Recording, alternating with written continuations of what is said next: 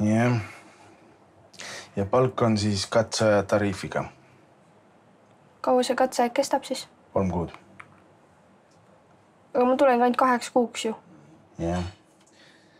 Ja pead arvestama, et palgast läheb maa alaealise töötaja tariif ja see, et sa oled õrnem sugu. Aga töö on ikkagi täiskohaga ju. Ma olen juba 18. Ma ei saa nüüd aru, kas sa tahad seda tööd või sa tulid siia vaidlema või? Ma tean enda õigusi. Mu ema on jurist. Ei ole olemas sellist asja nagu alaealise tariif. Ahah. Ja veel vähem on olemas selline asi nagu õrnema soo tariif. Ma loodan, et teie ka teate oma õigusi. Jeesus. Mind kukus laduma. Ega ma ei ütlegi, ma lihtsalt, ma räägin, et... Jah. Häh? No kuidas jääb siis? See on täispalk.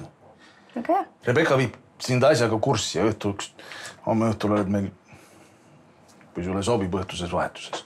Aitäh. Head päeva. Head päeva.